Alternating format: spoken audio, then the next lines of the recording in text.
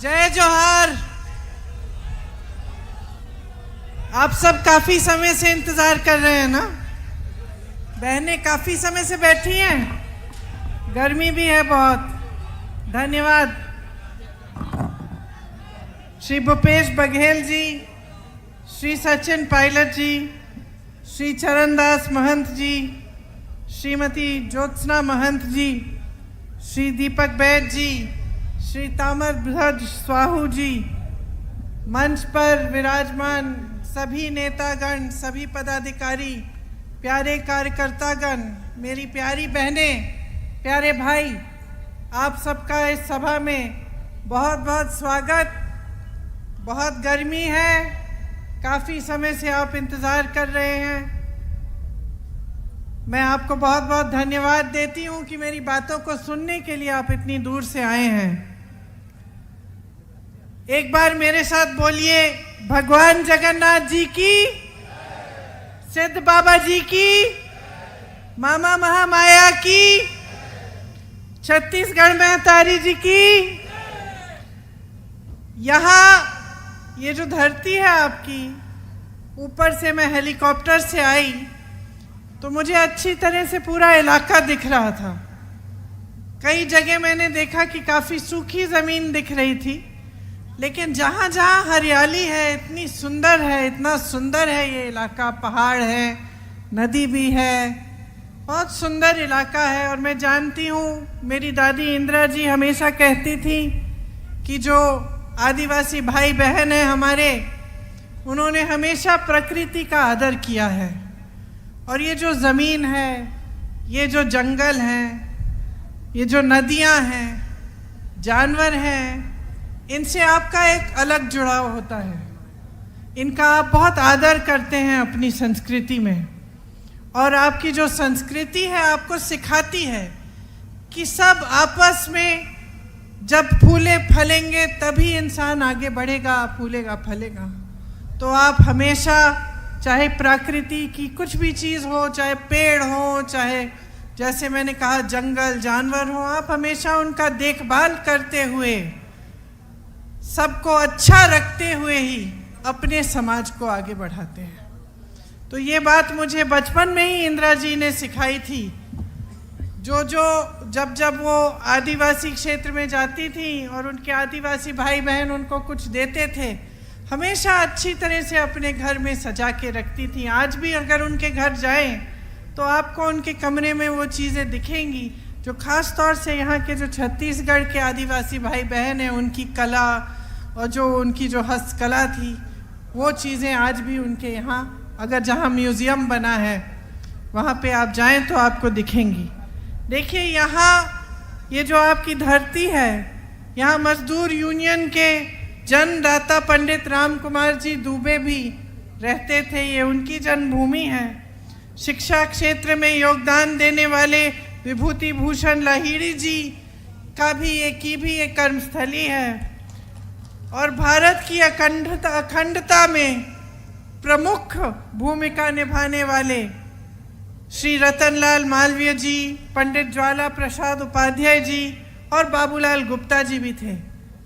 ये आपके महापुरुष हैं, आपकी ज़मीन से उठे, लड़े इस देश के लिए, कोई आज़ादी के लिए, कोई शिक्षा दिलवाने के लिए, तो किसी ने कोई और अच्छा काम किया।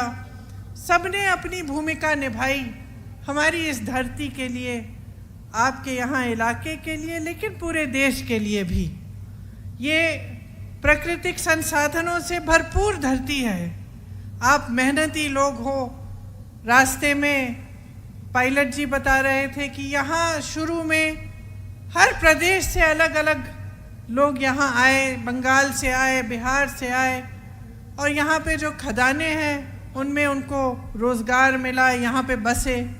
तो कुछ आपके पूर्वज अलग अलग प्रदेशों के भी होंगे और कुछ आप लोग इस प्रदेश के भी हैं। सबने यहाँ इस इलाके के लिए, अपने प्रदेश, अपनी धरती के लिए पूरी तरह से मेहनत की, उसको आगे बढ़ाने के लिए, अपने आप को विकसित करने के लिए, बच्चों के भविष्य बनाने के लिए। आपका जो छत्तीसगढ़िया सम्मान है, स्वाभिमान है, वो देश भर में उसका नाम बना है। और मेरे पहले बघेल जी बोले, मैं आपसे कहना चाहती हूँ कि बघेल जी ने खूब कोशिश की आपके प्रदेश को आगे बढ़ाने की, और मेरे ख्याल से उन्हीं कोशिशों की वजह से सबसे ज़्यादा आक्रमण उन्हीं पे हुआ। उन्होंने जो छत्तीसगढ़िया स्वाभिमान की बात उठाई, ये पहली बार पूरे देश भर में फैली। दिल्ली में भी सबने देखा सुना छत्तीसगढ़ के बारे में। मैं कहीं जाती थी, लोग मुझे कहते थे कि वहाँ पे तो बहुत तरक्की हो रही है, और लोग बात करते कि किस तरह से आपके प्रदेश को आगे बढ़ाया जा रहा है। तो जब ये काम तेजी से आपके प्रदेश में होने लगा, तो जो बाकी जो राजनीतिक दल हैं, खास तौर से भाजपा को ये बात पसंद नहीं आई, क्योंकि उनकी राजनीति कुछ अलग है। मेरी बहनें आप बैठी हैं, मैं चाहती हूँ आप बहुत गहराई से समझिए कि आज देश में किस तरह की राजनीति चल रही है, देश में कैसे नेताओं पर आक्रमण हो रहा है, कैसे नेताओं को आगे बढ़ाया जा रहा है। ये आपको समझना बहुत ज़रूरी है।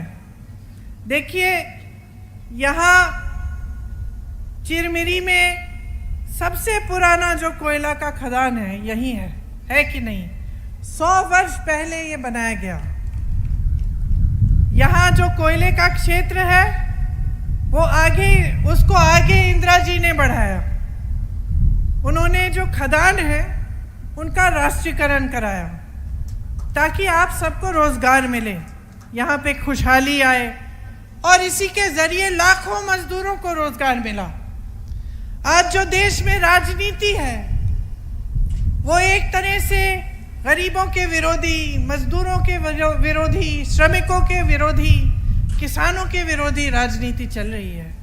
आपको बातें तो बहुत बड़ी बड़ी बताई जाती हैं, खास तौर से जब भाजपा के बड़े बड़े नेता आपके सामने आते हैं, आपको बताते हैं कि देश में बहुत खुशहाली है, अर्थव्यवस्था बहुत मजबूत हो रही है, हम तेज़ी से आगे बढ़ रहे हैं, बहुत चीज़ें गिनाते हैं कि बड़े बड़े इवेंट किए हैं, बड़े बड़े विदेश के प्रधानमंत्री और राष्ट्रपति हमारे देश में आए हैं।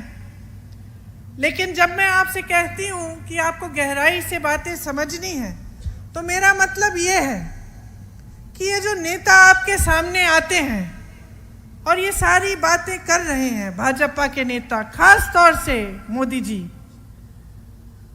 तो आपको गहराई से पूछना पड़ेगा अपने आप से कि भाई ये आपकी बात क्यों नहीं कर रहे हैं। आपकी समस्याएं बहुत बड़ी हैं आज के दिन, है कि नहीं? मेरे भाई यहाँ खड़े हैं, है ना?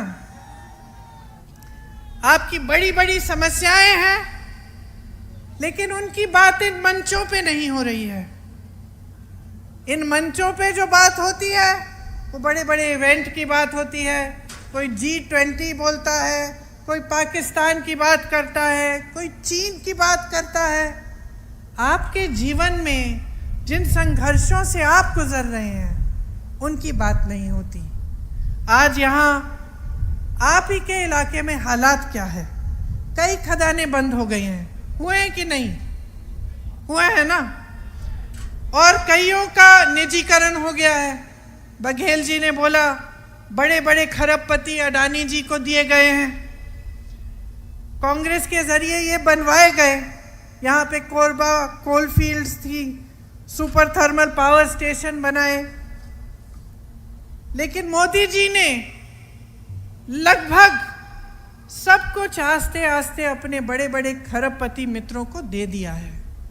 यहाँ के खदान, देश के बंदरगाह, देश के हवाई अड्डे, सारी सड़कें, बिजली, पावर, ये सारी चीज़ें अब अपने बड़े बड़े खरबपति मित्रों को सौंप दी हैं। ये सब चीज़ें बहनों और भाइयों, ये सब संपत्ति किसकी है?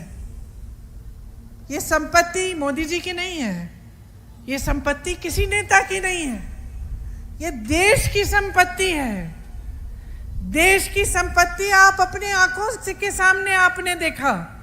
जब देश की संपत्ति थी तो रोजगार मिलते थे इन खदानों में, और सुरक्षा भी मिलती थी रोजगार की। आज सरकारी नहीं रहे तो बड़े बड़े सेठ तय करेंगे कि आपका वेतन क्या है, बड़े बड़े सेठ तय करेंगे कि इसको बंद करना है, चलाना है, बड़े बड़े सेठ सारे निर्णय लेंगे। तो जो आपको पहले एक रोजगार की सुरक्षा मिलती थी वो नहीं रही। आज श्रमिकों को ठेकेदारी द्वारा उनका शोषण हो रहा है। आपको ठेके पे नौकरी मिलती है, कितने पैसे मिलते हैं नहीं मिलते हैं इस पे कोई रोक नहीं है। मजदूरी कम मिल जाती है, मेहनत करते हैं आप, घर जाते हैं थके हुए, गर्मी में, इतनी गर्मी में, धूल में, खदानों के अंदर काम करते हैं, लेकिन वो मेहनत करने के बावजूद आपकी कमाई पूरी नहीं होती। कई लोगों की ज़मीनें खदानों के लिए ली गई, उन्हें मुआवजा नहीं दिया गया, पुनर्वास नहीं किया गया, रोजगार नहीं दिया गया, उनको ऐसे ही छोड़ दिया कि आपकी ज़मीन हम ले रहे हैं, किसी को दे रहे हैं, लेकिन आपके लिए कुछ नहीं है। आपका हक बड़े बड़े खरबपतियों को दे दिया गया है। इस ज़मीन पे, इन खदानों पे, इस जंगल पे, नदियों पे आपका हक है। वो हक आपको संविधान ने दिया। उस हक को मजबूत इंदिरा गांधी जी की सरकार ने किया और उसके बाद कांग्रेस की हर सरकार ने किया। जो आपकी ज़रूरतें हैं उनके लिए काम किया। आज परिस्थिति ये है कि एक भी ट्रेन, शायद एक ही ट्रेन आ रही है यहाँ। मैं ऊपर से देख रही थी कि दूर दराज इलाका है, यहाँ लोग पहुँचते कैसे हैं? गाड़ी से पहुँचते हैं। मैं यहाँ आई, पूछा तो कहा कि एक ही ट्रेन है दीदी, हवाई अड्डा दूर है, 40 मिनट तो मुझे लगे हेलीकॉप्टर से आने में। तो आप जब गाड़ी से जाते होंगे या आप ट्रेन से जाते हैं तो कितना समय लगता होगा? किसी ने आपको सुविधा दी नहीं, पूछा नहीं। तो जब मैंने आपसे बात की कि किस तरह के नेताओं को आगे बढ़ाया जा रहा है, भाजपा में पूरी तरह से दो तरह के नेता हैं। एक जो सबसे भ्रष्ट नेता हैं, उन सबको इकट्ठा करके उन्होंने अपनी पार्टी में डाल रखा है। जो दूसरी पार्टियों में भ्रष्ट थे, पहले उनके खिलाफ आरोप लगाए, उन पे छापे मारे, उन पे दबाव डाला, उनको ले लिया अपने पार्टी में, और जब उनकी पार्टी में आ गए तो साफ हो गए, पाक हो गए। तो उनके खिलाफ कोई आरोप नहीं, कोई केस नहीं, कोई कार्रवाई नहीं, सब चुपचाप से बंद किया गया। तो एक तरह का नेता है जो एकदम भ्रष्ट है, और दूसरे तरह का नेता जो सारी हवा की बातें करता है, जो आपकी बात नहीं करता। नरेंद्र मोदी जी से लेकर जो छोटा सा छोटा उम्मीदवार है, इनकी पार्टी में जब आपके सामने भाषण देने आएंगे तो आपके बारे में नहीं बात करेंगे, महंगाई के बारे में नहीं करेंगे, जो आप हर रोज़ जो आपकी समस्याएं हैं, जिनसे आप लड़ रहे हैं, आप संघर्ष कर रहे हैं, वो बातें नहीं उठेंगी। तो ये दो तरह के नेता हैं जो भाजपा में आगे बढ़ाए जाते हैं। हम कांग्रेस पार्टी में हमारा प्रयास होता है कि जिन नेताओं को हम आगे बढ़ाएं, वो सबसे पहले जनता के लिए काम करके दिखाएं। जनता के प्रति उनका समर्पण क्या है, उनकी श्रद्धा क्या है, क्या वो नेता समझ रहा है कि जनता ही सर्वोपरि है, कि हमारा देश एक लोकतंत्र है और इस लोकतंत्र में संविधान ने जनता को सबसे बड़ी शक्ति दी है, नेता को बदल डालने वाली शक्ति। हम चाहते हैं कि हमारी पार्टी में जो भी नेता हो, सबसे पहले इस बात को गंभीरता से समझे, क्योंकि जब इस बात को समझता है तब दिन रात एक करके आपके लिए काम करता है। वो मिसाल आपने अपने प्रदेश में देखा जब हमारी सरकार रही। मेरी आदिवासी भाई बहन हैं, हमने पूरा प्रयास किया कि हम आपके लिए सब कुछ जितना भी कर सकते हैं हम करेंगे। आपने देखा होगा कि हमने गौठानों को भी मजबूत बनाने की कोशिश की, आपके अधिकारों को मजबूत बनाने की कोशिश की, आपको पट्टे दिलवाने की कोशिश की। ये सब भाजपा की सरकार नहीं करती। इन चीज़ों पे, इन सब कामों पे रोक लगाती है। आज श्रमिकों का शोषण होता है, जैसे मैंने कहा, पता नहीं चलता कितना वेतन कौन देना चाहता है वो दे देता है। हम अपनी पार्टी में ये प्रयास करना चाहते हैं कि आपके साथ न्याय हो। बघेल जी ने न्याय की बात की। हमने जो घोषणा पत्र निकाला है इस चुनाव में, उसका आधार यही है कि जो नेता हैं सब आपके प्रति समर्पित रहें और जो सरकारें रहें वो भी आपके प्रति समर्पित रहें और आपके लिए आपकी सेवा करें। उस पत्र को हमने घोषणा पत्र नहीं, न्याय पत्र का नाम दिया।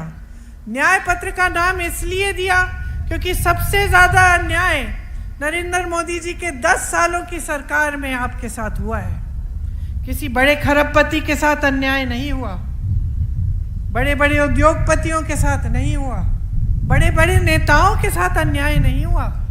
वो सब आगे बढ़ रहे हैं। वो सोचते हैं आपका वोट ले लेंगे धर्म के नाम पर, इधर उधर की बातों करके, और उनको काम नहीं करना पड़ेगा।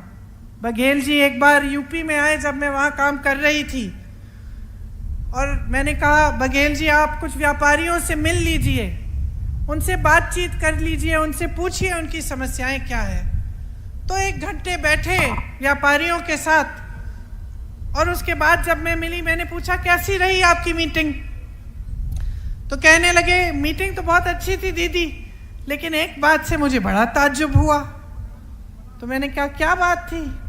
तो उन्होंने कहा कि यहाँ यूपी में जो व्यापारी हैं वो मुझसे सवाल पूछने के लिए झिझक रहे थे, और जब मैं जवाब दे रहा था कठिन सवालों का, और जब मैं कह रहा था कि पूछो, मैं सवाल का जवाब देता हूँ, मैं बताता हूँ हम क्या करना चाहते हैं, तो वो थोड़े से घबराए हुए लगे। बाद में उन्होंने सबने कहा कि हमारे यहाँ ये परंपरा नहीं है कि हम मुख्यमंत्री जी से सवाल कर सके।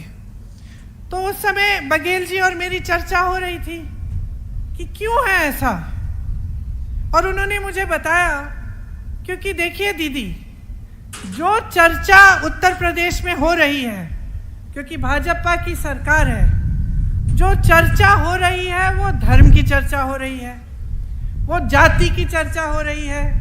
तो नेता समझ गया है कि उसे काम करने की जरूरत नहीं है। चुनाव आएगा, धर्म की बात उठाएगा, जाति की बात उठाएगा, वोट पड़ जाएगा उसे। कोई काम के बारे में तो पूछेगा ही नहीं। काम के बारे में जो पूछता है उसको दबाया जाता है। तो मैंने जब इस बात के बारे में गंभीरता से सोचा तो मुझे लगा कि बघेल जी की यह बात बिल्कुल सही है कि जो जवाबदेही होती थी पहले, इंदिरा जी को मैंने देखा, राजीव जी को देखा, एक ज़माने में राजीव जी के साथ जब गांव जाती थी डांट पड़ती थी उन्हें गांव वालों से।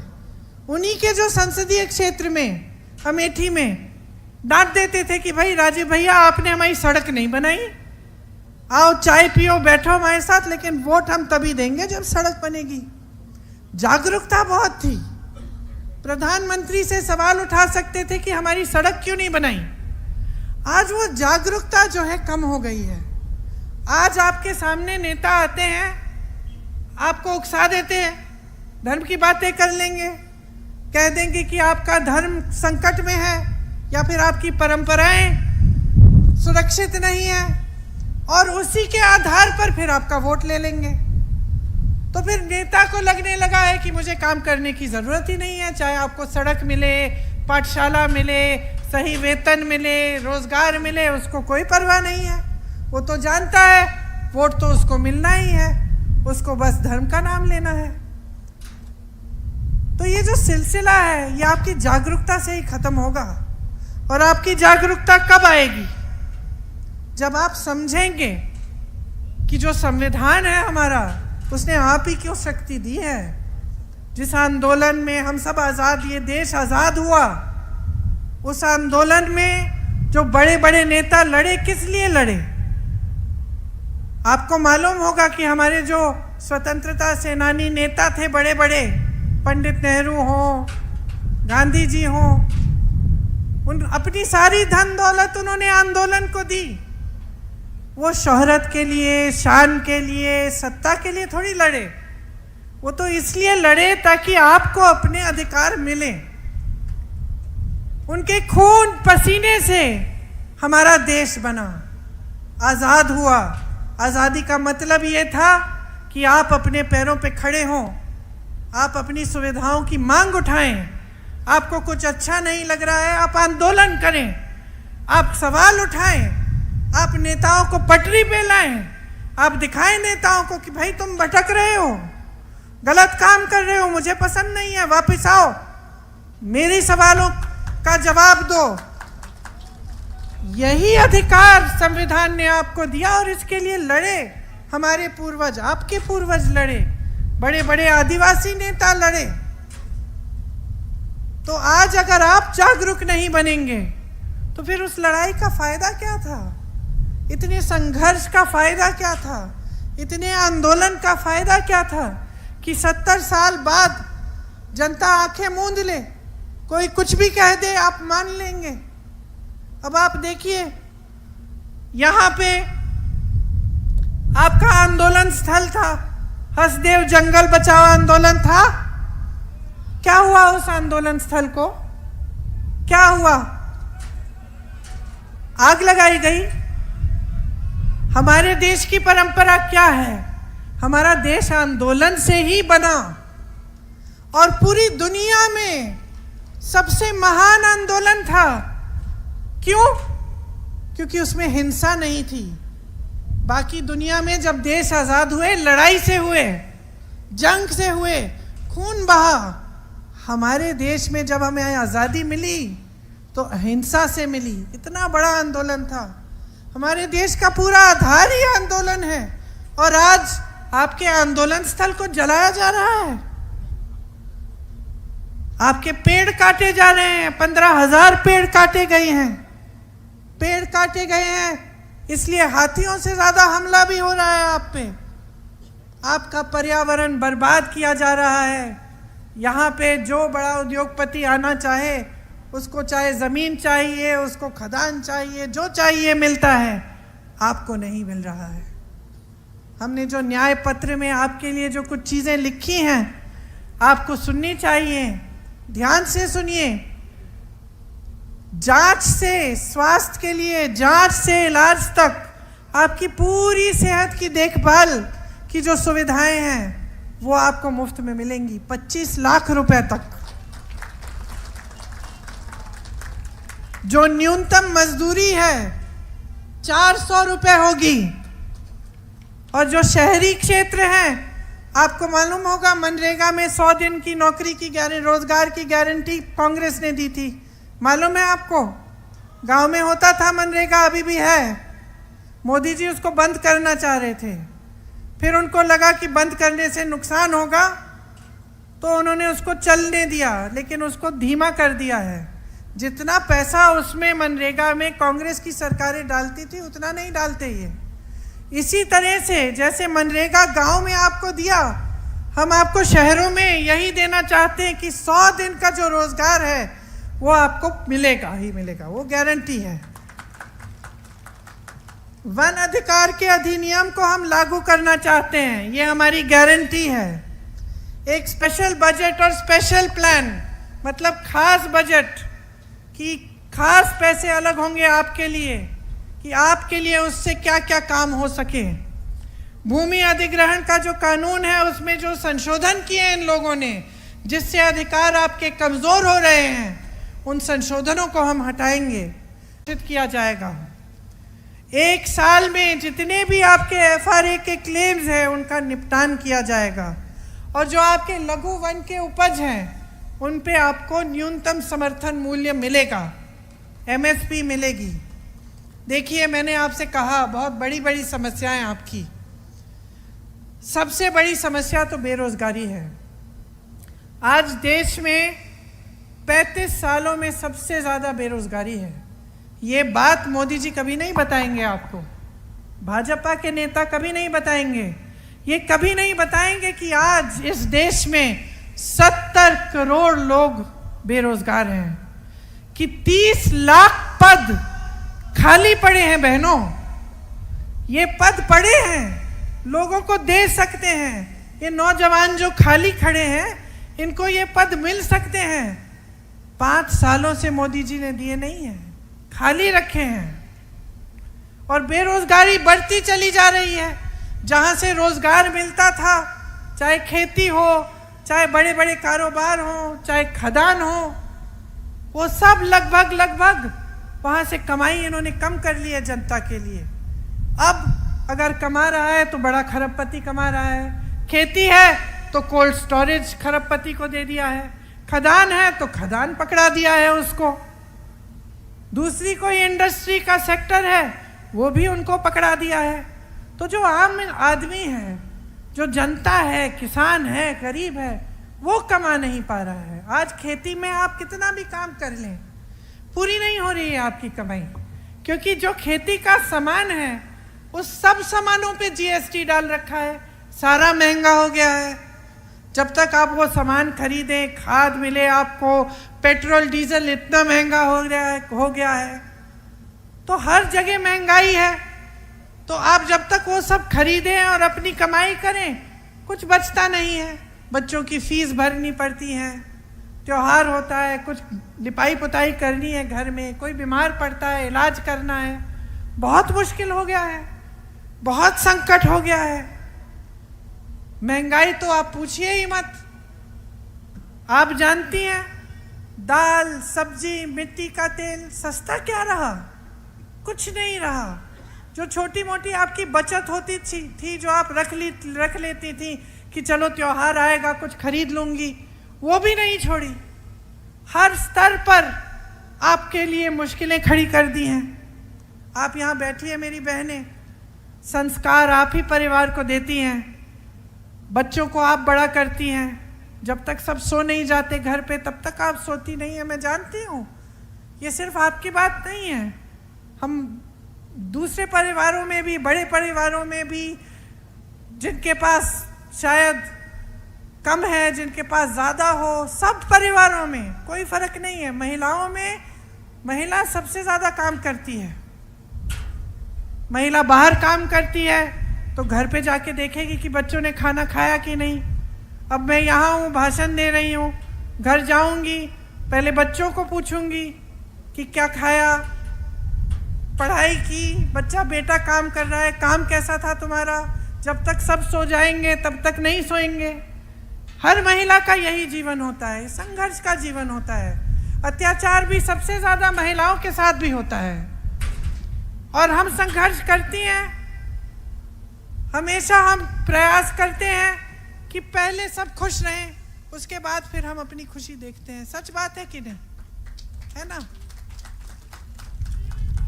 जहाँ परिवार को ज़रूरत होती है, जहाँ परिवार को ज़रूरत होती है, हम हमेशा परिवार के संघर्ष में शामिल होते हैं, खड़े होते हैं परिवार के लिए। और बच्चों की परवरिश की बात जब मैं करती हूँ तो ये सिर्फ आप अपने बच्चों की परवरिश नहीं कर रहे हैं, ये आप देश की नई पीढ़ी बना रहे हैं, देश की नई पीढ़ी की परवरिश कर रहे हैं। तो आपका ना देश के निर्माण में बहुत योगदान है। लेकिन आपको पूछने वाला कौन है? सारे नेता मंच पे आके कहते हैं महिला सुरक्षा, महिला सुरक्षा। मोदी जी कहते हैं हमने महिलाओं को आरक्षण दिया है, माले पहनवाते हैं खुद को महिलाओं से कि मैंने इतना बड़ा काम किया है। फिर पता चलता है वो आरक्षण 10 सालों के लिए नहीं लागू होगा। महिलाओं पे अत्याचार होता है। हाथरस में एक नौजवान महिला के साथ अत्याचार हुआ, उसको जला के मार दिया। मोदी जी और उनकी सरकार ने क्या किया? पलक नहीं झपकाई। उन्नाव में यही हुआ। मैं गई थी उस महिला के घर, मैं आपको बता नहीं सकती बहने क्या सुना मैंने उस घर में। उसकी भाभी थी, क्या क्या बताया उसकी भाभी, कुछ नहीं छोड़ा, क्योंकि वो भाभी भाजपा से जुड़ा हुआ था जिसने अत्याचार किया। कुछ नहीं छोड़ा उस घर में। उसके पिताजी को पीटा, उसके भाइयों को पीटा, उसकी भाभी को धमकाया, 9 साल की भाभी की बेटी को धमकाया कि तुम पाठशाला मत आओ, तुमको भी दिखाएंगे। उस महिला को जला दिया, उसके पिताजी के खेत भी जला डाले। कोई ऐसा अत्याचार नहीं बचा जो नहीं किया। लेकिन भाजपा के नेताओं ने एक शब्द नहीं बोला उसके पक्ष में। जहां जहां अत्याचार हो रहा है, जो अत्याचार कर रहा है उसे बचा रहे हैं। ओलंपिक की मेडल लाई, संघर्ष करके हमारी बहनें, बच्ची हैं 20-22 साल की, रोज सुबह कुश्ती लड़ने के लिए गांव से जाती हैं ट्रेनिंग के लिए, 6-6 बजे उठ के इतना संघर्ष किया, ओलंपिक के मेडल लाए। जब मेडल लाए, मोदी जी ने चाय पिलाई, घर बुलाया, फोटो खिंचाई अपने साथ, सारे अखबारों ने लिखा कि भाई मोदी जी की सरकार है, देखो इसलिए महिलाएं मेडल जीत रही हैं। जब वही महिला सड़क पे उतरी, उसी महिला ने कहा कि मेरे साथ आपके एक नेता ने, भाजपा के नेता ने अत्याचार किया है, मोदी जी मेरे सम्मान को बचाओ, मुझे मदद करो। तो मोदी जी के घर के 2-3 किलोमीटर दूर बैठी थी वो महिला। मैं उससे मिलने गई, मैंने कहा क्या बेटा क्या हुआ? कहती है मुझे सिर्फ न्याय चाहिए दीदी, मैं इतना लड़ी हूँ देश के लिए, मैंने देश का गौरव, देश का सम्मान बढ़ाया है और आज मेरी सुनवाई नहीं है। मैंने सोचा था, उसने मुझे ये बात बोली कि मैंने सोचा था कि मैं गोल्ड मेडल लाई, कि मैं अगर सड़क पे आऊँगी अपनी बहनों की मदद के लिए तो मोदी जी मेरी बात सुनेंगे, क्योंकि जब मैं मेडल लाई थी तो मुझे घर बुलाया था। उसने मुझे बोला, वो इतनी मायूस थी, दुखी थी कि उस समय जब वो संकट में है, देश के लिए उसने इतना किया, लेकिन देश उसकी बात नहीं सुन रहा है, सरकार उसकी बात नहीं सुन रहा है, प्रधानमंत्री के पास 5 मिनट का समय नहीं है कि वो उसके पास आए या उसको घर बुलाए और बात सुन ले। उसके बजाय पूरी सरकार उस शख्स को बचाने में लगी थी जिसने वो अत्याचार किया। क्यों? क्योंकि राजनीतिक तौर पर उनकी मदद हो रही थी उससे।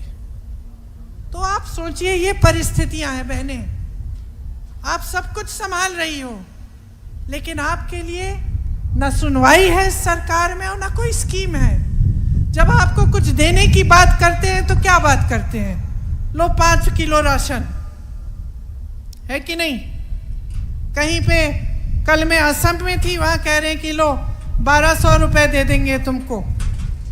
उनसे पूछिए ना, 1200 रुपए से आज क्या खरीद पाएंगे? एक सिलेंडर नहीं मिलेगा। 5 किलो राशन ठीक है, अच्छा है, ले लो, लेकिन इससे क्या आपका नौजवान बच्चा अपना भविष्य बना पाएगा? मेरे भाई खड़े हो, अगर मैं तुम्हें बोलूं ये लो रोजगार और ये लो 5 किलो बोरा राशन, कौन सा लोगे? कौन सा लोगे? क्यों? क्योंकि रोजगार तुम्हें आत्मनिर्भर बनाएगा, रोजगार तुम्हें शक्ति देगा, रोजगार तुम्हें अपने पैरों पे खड़े होने का सम्मान देगा। और 5 किलो राशन क्या देगा? बताओ क्या देगा? जब वो 5 किलो राशन खत्म होगा, फिर से तुमको किसके पास जाना पड़ेगा? फिर से मांगना पड़ेगा सरकार से, फिर से सरकार तुम्हें निर्भर बनाएगी। उस 5 किलो राशन पर निर्भर बनाने का प्लान है इनका।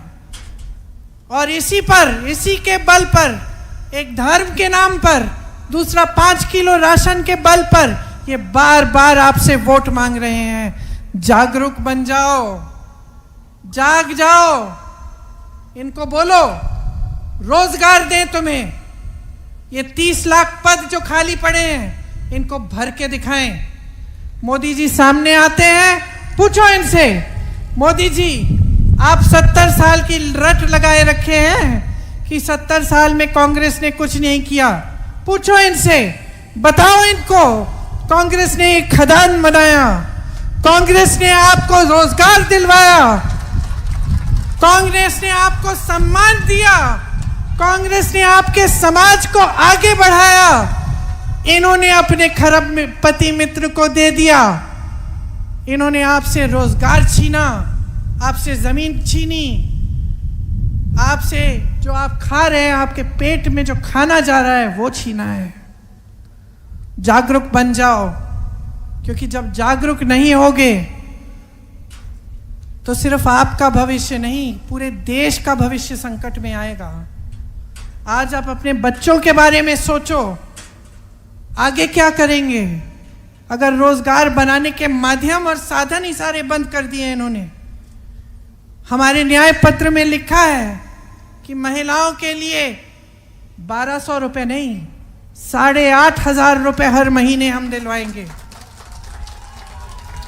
जो परिवार की सबसे बड़ी महिला है उसके खाते में जाएगा। 1 लाख रुपए सालाना बनता है ये। मैंने आपसे कहा 25 लाख तक आपका इलाज फ्री होगा और सरकारी नौकरियों में मेरी बहनों को 50% आरक्षण इसलिए मिलेगा ताकि मेरी बहनें अपने पैरों पे खड़ी हो पाएं। आशा, आंगनवाड़ी, मिड डे मील, मितानीन जो बहनें हैं